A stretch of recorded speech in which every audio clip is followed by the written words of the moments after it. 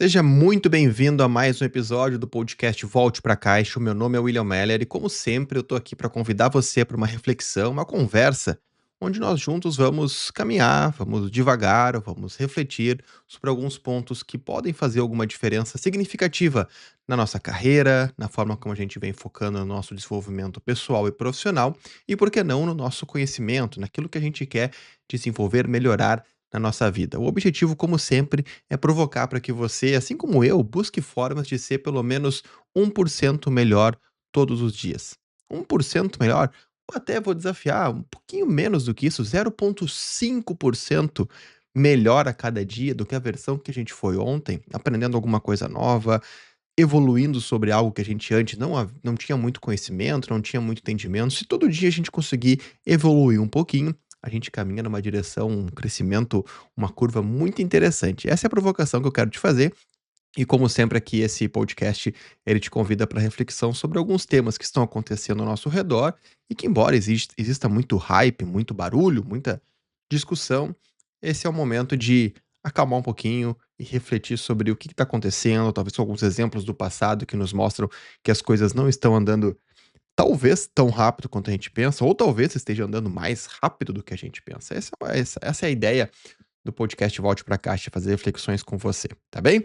E hoje a gente vai falar sobre alguns temas que eles, como sempre, né, como sempre eu procuro fazer aqui a curadoria para cada episódio, eles se conectam de uma maneira muito forte entre eles. A gente vai falar sobre 3 temas que eles fazem a gente refletir sobre aceleração, né. O que que é aceleração de transformação, de negócio, de movimentos, de mudanças pode estar causando para nós, para os nossos negócios? A gente quer falar se trazer algumas perguntas interessantes. Será que a gente está pensando bem? Ou até mesmo, será que a gente ainda sabe pensar? O que que significa pensar hoje em dia? E como você pensa? Como você constrói o seu raciocínio? Como você constrói a sua inteligência? A gente também vai falar sobre cultura, né? Será que cultura ainda faz sentido em um mundo que muda a cada semana? Será que as mudanças são tão grandes assim para acontecerem a cada semana? Como será que isso está impactando a nossa cultura social e organizacional? E também vamos falar sobre justamente esse tema das mudanças, né? Será que a gente precisa ter tanta mudança o tempo todo ocorrendo nas empresas? Tem alguns dados que eu vou trazer aqui para vocês que são impressionantes. Tem empresas que estão mudando a cada 2 semanas o seu modelo de estrutura organizacional, mudando lideranças, e isso, obviamente, sempre tem um preço, tá bom? Você tá pronto para o primeiro tema? Porque eu tô, e ele é justamente, como eu disse, colocando um foco sobre pensamento. Será que você ainda sabe pensar? Essa é uma pergunta curiosa, né? Se você chegou até esse vídeo, talvez você, ou até esse podcast, chegou até essa conversa, você provavelmente teve que clicar, teve que fazer uma pesquisa ou apareceu para você, mesmo que por uma fração de segundos quase remota e que você não percebeu, você chegou até aqui, até essa nossa conversa, utilizando algum gatilho do seu cérebro. Pode ter sido um gatilho que muito rápido fez você chegar até aqui, ou talvez foi um gatilho intencional que você mesmo provocou, que levou você enfim, estar aqui comigo hoje, nesse momento. Isso é muito interessante porque a gente não pensa sobre pensar, né? Existem muitos livros, muitos artigos, muitos temas que tratam sobre pensamento, mas hoje eu quero te provocar com alguns dados que vão fazer você pelo menos ter uma reflexão na forma que você vem pensando e as pessoas ao seu redor vêm construindo o seu raciocínio e a sua inteligência. O Gartner publicou uma previsão que até vai soar estranha para quem está agora correndo para aprender mais sobre inteligência artificial, acha até mesmo que está ficando para trás. Segundo o Gartner, em uma pesquisa que eles fizeram com diversas organizações, até o final de 2026, desse ano, metade das organizações globais vão estar exigindo algum tipo de avaliação livres de inteligência artificial para testar se os seus candidatos para vagas de emprego têm uma maneira, uma forma de pensar, de raciocinar sobre problemas que exigem, né, raciocínio, que exigem decisão e como eles constroem esse modelo de pensamento. A gente está vendo um avanço muito grande de inteligência artificial, obviamente, impulsionado por coisas certas e algumas delas impulsionadas talvez por uma narrativa que não condiz tanto com a entrega real que a tecnologia faz, mas sim, não há dúvida, e esse não é nenhum um confronto que eu estou fazendo, de que inteligência artificial está já mudando o jogo, não é que vai mudar, é já está mudando o jogo corporativo, mudando o jogo dos negócios e até mesmo de carreiras, né, de como a gente constrói e pensa a nossa carreira. Só que não só o Gartner nessa pesquisa cita, como diversas outras pesquisas vêm falando sobre isso, tem uma muito relevante do Stanford, tem uma bem relevante recente que a gente até falou, algum tempo atrás do MIT, que mostram, né, a gente tem dados e fatos já mostrando que o uso intenso de inteligência artificial para resolver problemas até mesmo simples, ele está atrofiando ou diminuindo a capacidade do ser humano de ter um raciocínio independente. E essa capacidade de ter um raciocínio independente, ela não é apenas para aqueles problemas mais complexos, como, por exemplo, o desenvolvimento de software. É claro, e não há dúvida, de que inteligência artificial, junto com um bom desenvolvedor, vão construir software possivelmente mais rápido, teoricamente com mais qualidade ou menos propenso a erro, enfim, há sim uma melhoria no pipeline de construção, quando você coloca o raciocínio humano para trabalhar junto com a grande capacidade que a inteligência tem de analisar e responder a uma grande massa de dados muito mais rápido que a mente humana. A mente humana não vai conseguir concorrer com a inteligência artificial, digamos assim, se o foco for, obviamente, no domínio de uma grande massa de dados. Você pode ler, talvez 6 livros no mês, isso é uma média bem interessante. Talvez você leia 10 livros no mês, mas você não vai conseguir consumir ainda assim mais informação do que inteligência artificial que poderia consumir, né, através de arquivos digitais, milhares ou centenas de milhares de livros, em uma questão de segundos. E por que que eu estou citando isso, né? Porque essa pesquisa do Gartner, e agora eu construo aqui o principal ponto que eu quero trazer para nossa reflexão, ele mostra que como como há dados existem dados e existem fatos que mostram essa atrofia no pensamento e no modelo de construir inteligência, existe uma preocupação de como as empresas vão contratar pessoas que têm capacidade de resolver problemas. Afinal, a função de um engenheiro de software, voltando ao exemplo anterior, ele não é implementar apenas código, tá? Isso é uma parte, hum, citando aqui de uma maneira bem, simplista, até pequena, de todo o trabalho que existe de construção, de ideação, de engenharia por trás da construção de uma solução que vai, através de código, gerar um resultado esperado. Tá?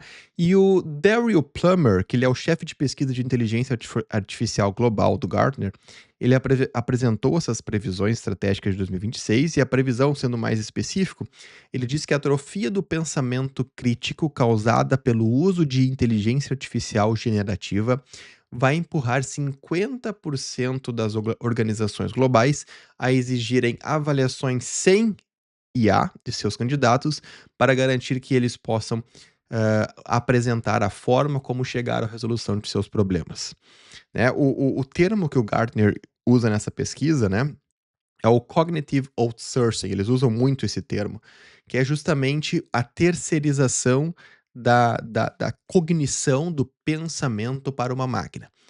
Ou seja, não apenas utilizando a inteligência artificial para produzir mais resultados, mas substituindo o processo de pensamento crítico.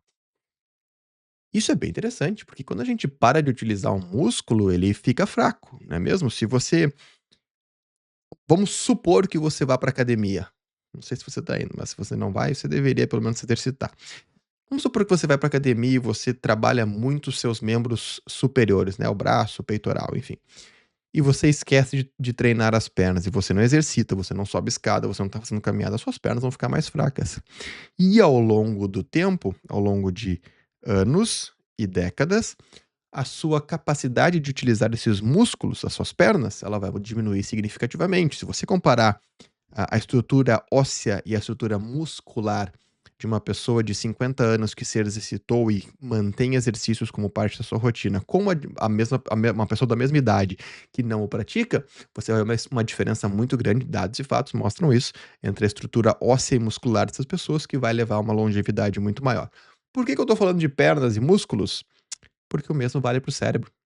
Se você não exercita a sua capacidade de lógica, de pensamento, de raciocínio crítico, o seu cérebro também vai ficando mais fraco.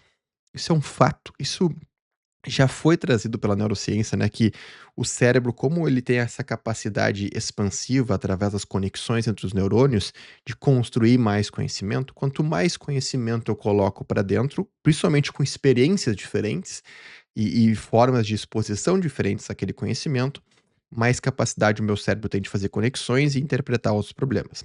Eu sempre uso muito o exemplo da leitura, porque eu amo ler, eu gosto muito de literatura em geral, técnica de não ficção, de ficção, e eu sempre digo para as pessoas que quanto mais você lê, mais você aumenta a sua capacidade de entender as coisas ao seu redor. Isso é um fato, você não precisa discutir sobre isso, basta ter 2 minutos de conversa com uma pessoa que tem o hábito da leitura e 2 minutos de conversa com uma pessoa que não o tem. Mesmo que aquela pessoa que não o tenha, tenha aprendido sobre coisas do mundo de formas diferentes, não estou julgando aqui as formas que cada pessoa tem de aprender, mas ainda assim, a capacidade cognitiva de trabalhar, de conversar sobre diferentes assuntos, ela é muito diferente. Então, focando aqui na nosso tema, né, que é inteligência artificial, cognição e trazendo isso para o desenvolvimento pessoal e desenvolvimento profissional, eu trago a seguinte reflexão para você que tem um cargo de liderança, um cargo de decisão na sua empresa.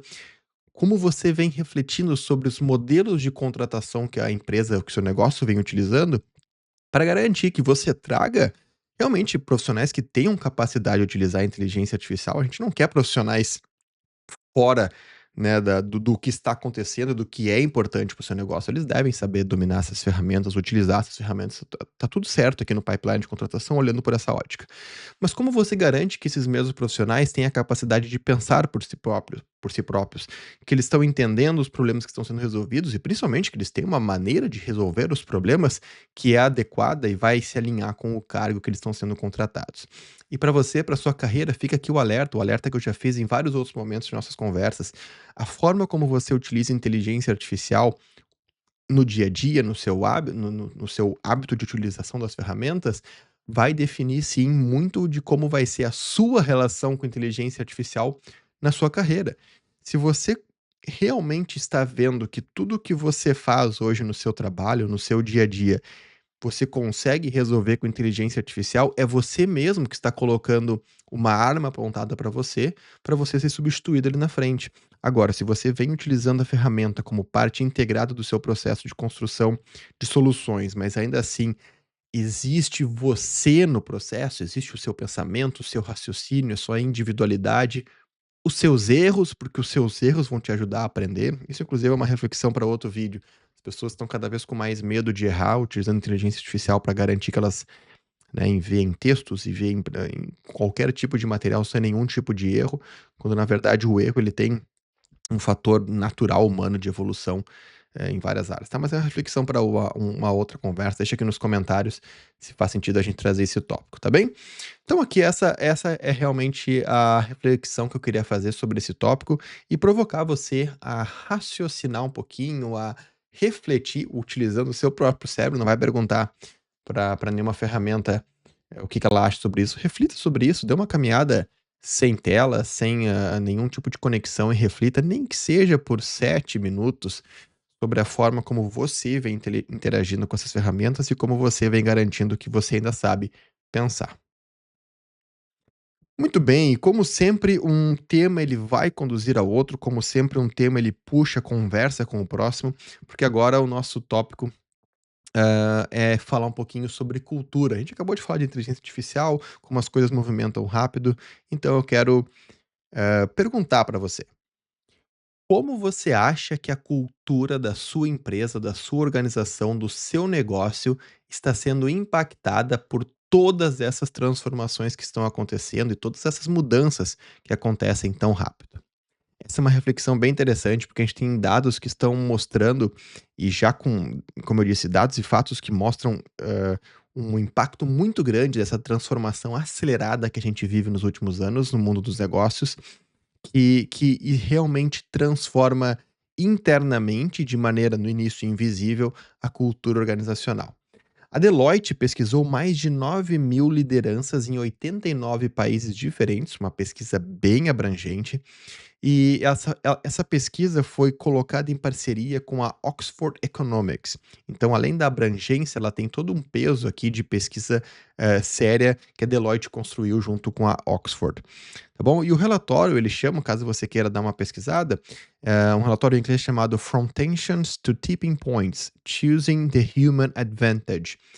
Ele trouxe um conceito que está circulando agora nos últimos meses de 2026, agora por abril, e maio principalmente, que é sobre cultural debt, né, ou basicamente o débito cultural que algumas organizações estão construindo enquanto elas colocam ou promovem a transformação organizacional, a transformação digital, projetos e modelos que transformam o seu negócio de maneira acelerada. Obviamente, o questionamento aqui não é sobre a transformação em si, que deve acontecer, é necessária para que o negócio continue fazendo sentido para o presente e para o futuro, mas o ponto de discussão é quanto dessas transformações atropelam umas às outras e colocam aquele senso de que aquele sentimento na empresa de que algo está sempre mudando. O negócio ele tá de um jeito hoje, amanhã pode ter uma reorganização estrutural na companhia, a estratégia daqui a 6 meses pode ser outra, o foco para o resto do ano pode ser outro. E muita gente, talvez você ouvindo agora esse vídeo, você tá me questionando: "Tá, mas espera aí, isso não tem a ver com, também um pouco com a questão da agilidade, com agilidade organizacional, de business agility, né, de ter agilidade no negócio?" Bom, o problema é quando você confunde agilidade organizacional com uma mudança sem estratégia. Agilidade organizacional está muito mais, focado em você tem um foco, você sabe onde você quer chegar, você tem muito claramente na tua direção qual é o caminho a ser percorrido para chegar a um ponto, sair do ponto A para ir ao ponto B. E aí você tem, com essa definição estratégica, você tem processos de transformação que precisam ocorrer. Transformação, como eu citei, digital, porque você precisa transformar o seu negócio de uma maneira mais conectada com o mundo digital e tecnológico que a gente vive e faz negócios hoje em dia. Talvez você tenha uma transformação no seu modelo financeiro, talvez você tenha uma transformação no seu modelo de gestão de pessoas. Essas transformações vão contribuir para que você saia do ponto A e chegue no ponto B. A grande preocupação ou o grande questionamento é: você precisa, como eu disse, ter capacidade e agilidade para que uma mudança no mercado, uma mudança, uma oportunidade ou uma ameaça permitam que o seu negócio se movimente, se adapte, mas não saia do caminho, saindo ainda do ponto A até o ponto B. Talvez o ponto B agora, por conta de alguma mudança, ele está um pouquinho mais para cá, um pouquinho mais para lá, mas ainda assim o ponto B tem uma visão muito clara de qual é esse ponto que você quer chegar e o que você precisa fazer para chegar até lá. Quando você só muda porque você está olhando para o que está acontecendo e você quer dar alguma resposta, você se torna reativo. E esse ponto B, esse ponto de chegada, ele começa a balançar demais e fica muito difícil de saber onde você está hoje e como você vai chegar, porque talvez você nem saiba aonde a organização está caminhando, tá bem? Toda essa pesquisa que foi construída, ela mostrou que um terço dos trabalhadores, pesquisados em mais de 89 países, vivenciou 15 mudanças organizacionais significativas no último ano. 15 mudanças organizacionais. A gente está falando de reestruturação organizacional, de mudança de gerência, de mudança de estrutura, talvez mudança de cargos. Isso é muita coisa, muita coisa. E apenas 27% das pessoas pesquisadas em cargos de liderança, gerentes, líderes, dizem que as organizações estão gerenciando mudança com eficiência. Isso é muito perigoso. 27% dos líderes dizem que as organizações que apenas 27% estão gerenciando bem, você tem pessoas que passaram por 15 mudanças organizacionais em um ano, você faz a conta e você percebe o quão caótico essa situação ela pode ser. Ainda olhando para os dados, porque um deles que mais para reflexão é que 56% dos líderes dessas empresas projetam inteligência artificial apenas para resultados de negócio. E 40% projeto para resultados humanos e negócios ao mesmo tempo. O que essa frase ela coloca aqui? Muitas empresas estão trazendo transformações muito fortes por conta de inteligência artificial, então até mesmo layoffs e reestruturações grandes que levam a demissões, e o foco principal é dar uma resposta de curto prazo por negócio. Mostrar para o mercado que está utilizando a tecnologia, reduzir o custo, aumentar o investimento naquela tecnologia, enfim, coisas do tipo. Mas pouquíssimas empresas estão colocando junto com a estratégia qual é o seu modelo de construção, né, ou de preparação humana que a organização está tendo e olhando para o futuro. Isso é muito relevante, porque quem constrói cultura não são as máquinas, não são os processos, quem constrói cultura são as pessoas que fazem parte da empresa. E se as pessoas estão o tempo todo assustadas por causa de uma mudança ocorrendo, ou da mudança que pode ocorrer, ou porque elas não sentem confiança de que a empresa vai se manter estável por alguns meses que seja, isso cria um ambiente muito difícil de se relacionar, de colaborar, porque você está sempre numa posição de defensiva. Isso que estão dizendo, como eu disse, são os dados, a pesquisa mostra isso muito claramente, porque não é a inteligência artificial que cria esse débito cultural, mas uma transformação mal planejada, uma mudança que não foi bem estruturada, ou até mesmo uma má condução, uma má gestão de uma resposta para o mercado. Agilidade organizacional nada tem a ver com ser reativo e mudar sua estratégia, o seu modelo, a sua estrutura para cada coisa que está acontecendo no mercado. Se você fizer isso, quanto mais as mudanças aceleram, mais o seu negócio se transforma, reagindo ao mercado, reagindo ao que está acontecendo ao seu redor, e mais você perde a sua visão, o seu foco e até mesmo que torna o seu negócio único. E por consequência, a sua cultura organizacional sofre e as pessoas trabalhando com você não se sentem mais com aquele brilho no olho para continuar dedicando aquela energia que ela sempre dedicava para o seu negócio. E aí acaba sendo uma relação mais simplista de contrato de trabalho com pessoas que vendem as suas horas e entregam essas horas para o seu negócio. Essa reflexão que eu quero fazer, principalmente convidando você em uma posição de liderança a olhar como a sua organização vem gerenciando, essas mudanças. Gestão de mudança é algo muito sério, uma disciplina séria. Existem técnicas que você pode entender como uma mudança pode ser melhor administrada em um negócio, tá bem? E mais um ponto que eu queria trazer ainda em relação à cultura organizacional, essa é uma reflexão para quem está construindo a sua carreira, está iniciando talvez a sua carreira agora, a cultura organizacional do local que você trabalha, ela impacta muito o modelo de profissional que você se torna. Infelizmente ou felizmente, as empresas que você passa, né, elas vão moldar o tipo de profissional que você é. Você trabalha em um ambiente que é mais tradicional e mais hierárquico, você vai se tornar uma pessoa mais voltada à hierarquia, a respeitar como as hierarquias funcionam. E aí você muda para uma empresa que é mais flat, um modelo mais de startup, mais direcional no horizontal e não vertical, e você não consegue fluir tão bem na comunicação, mesmo que você ache o modelo melhor, porque você construiu os últimos anos, suas últimas experiências em um modelo que era diferente. É óbvio que você se adapta, é óbvio que você aprende, mas existe um desafio muito grande aqui e um cuidado de qual cultura que eu estou internalizando para mim como o jeito certo ou normal de trabalhar. Pensa sobre isso.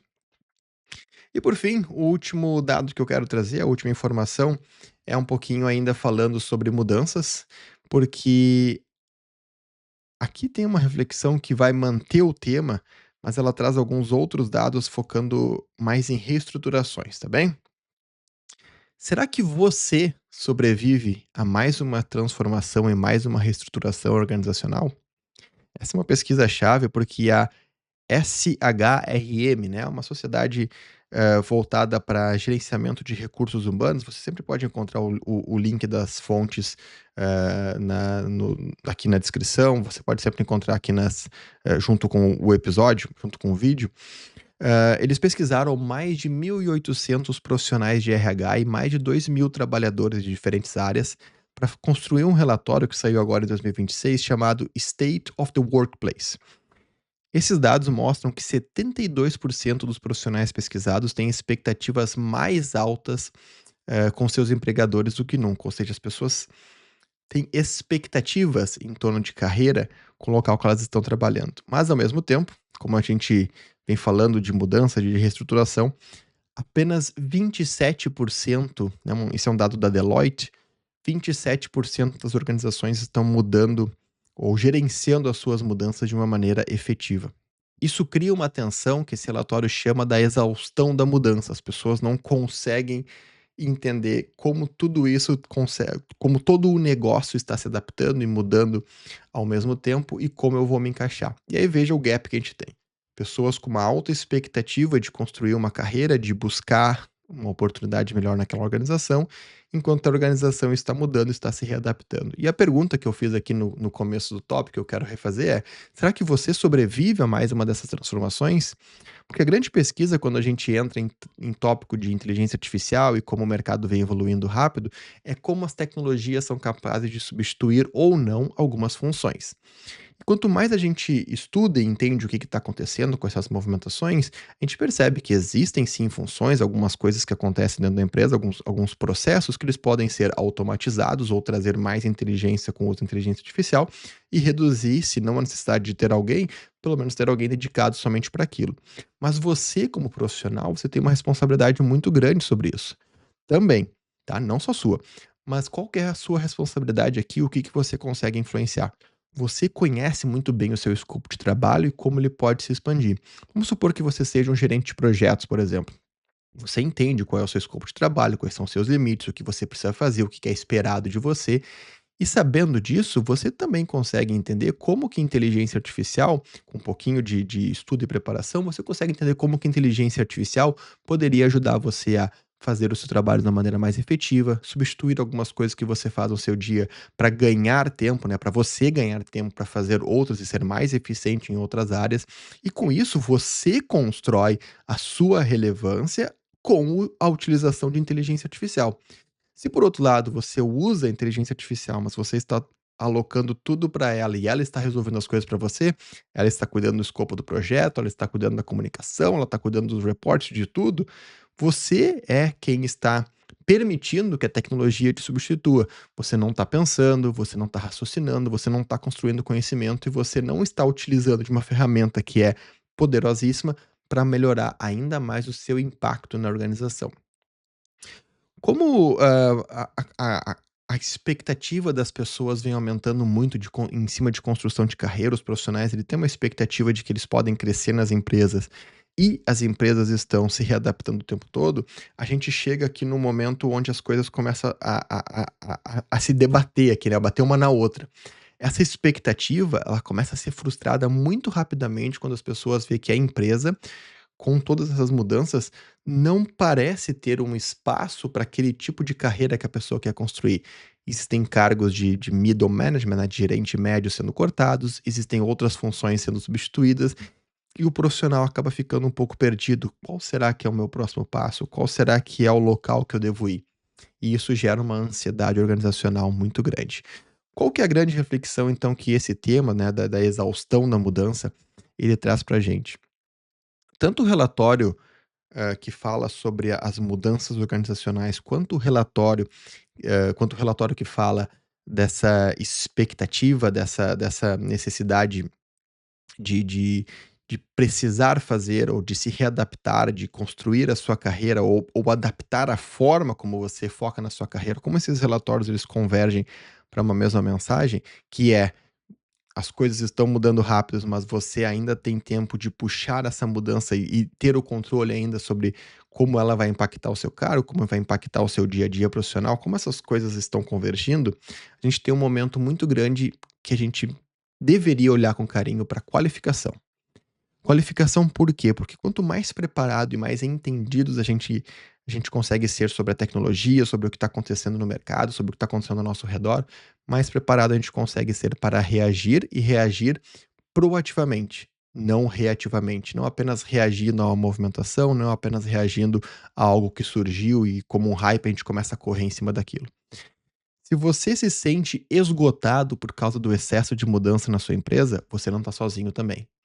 Essa é uma informação muito relevante com base nesses relatórios que eu citei, que mostram que como as organizações estão mudando muito rápidas e não estão, de acordo com os fatos, não estão mudando bem, não estão gerenciando bem as suas mudanças, você não está sozinho nesse sentimento de frustração. Mas como eu disse, a qualificação, olhar para o que está acontecendo com calma, mesmo que o hype assuste você, mesmo que esse hype todo sobre o que vai mudar, talvez amanhã você perca seu cargo, mesmo que existe um hype e assuste você, tenta acalmar, tenta voltar para o básico, como eu sempre digo aqui nessas nossas conversas, e refletir sobre: "Ok, eu sou muito bom nessas habilidades e essas, habilidades elas fazem eu entregar, né, com minhas habilidades e competências eu consigo entregar esses resultados. Vamos analisar aqui, com essas habilidades que eu tenho, algumas delas realmente têm uma capacidade de ser, transportadas para uma inteligência artificial e eu posso fazer outras coisas. Quais habilidades dessas que eu tenho, elas são insubstituíveis e eu deveria ficar talvez ainda melhor nelas? Porque a gente tende a olhar pelo outro lado, né, o que que eu tenho de fraqueza, o que que eu não tenho de habilidade muito bem desenvolvida que eu talvez precise focar agora. Mas a gente não olha para tudo aquilo que a gente já é bom, que é insubstituível e talvez a gente pudesse ser ainda melhor. Talvez você seja um grande comunicador, mas talvez você possa ser ainda melhor. Talvez você possa aprender ainda melhor como comunicar a sua mensagem falando, talvez como comunicar a sua mensagem escrevendo. Que é um exemplo bem pessoal, eu gravando esses vídeos. Eu gosto muito de escrever e eu gosto muito de ler. E, obviamente, como você percebe, eu gosto muito de falar. Mas eu percebo que quando eu me exponho, por exemplo, criando um conteúdo, criando vídeo, gerando os podcasts, eu consigo e eu venho percebendo isso, já estamos com alguns episódios gravados, alguns vídeos gravados, e eu venho percebendo que quanto mais eu faço, mais eu vou melhorando a minha capacidade de sintetizar o que eu quero dizer, de organizar as ideias, de transportar elas para você, do outro lado da câmera, do outro lado da tela, de uma maneira mais clara. Porque falar olhando para a câmera não é fácil. Quando a gente fala em frente de pessoas, quando a gente fala em frente de uma plateia, inclusive, eu gosto muito enfim, venho participando de algumas palestras recentemente, quando eu falo até mesmo para uma aula online, a experiência de ver outras pessoas reagindo, ela muda completamente. Mas essa é uma habilidade que a gente pode sempre desenvolver. E é isso que eu quero te convidar. Quais habilidades você já é bom que você pode desenvolver ainda mais e se tornar insubstituível nelas? Com isso, eu gostaria de agradecer. A gente encerra mais um episódio do podcast Volte para a Caixa. Fico muito feliz de ter tido essa conversa com você. Espero que você tenha gostado tanto quanto eu, tenha tido uma boa reflexão. E como sempre, vejo você no próximo episódio. Até mais.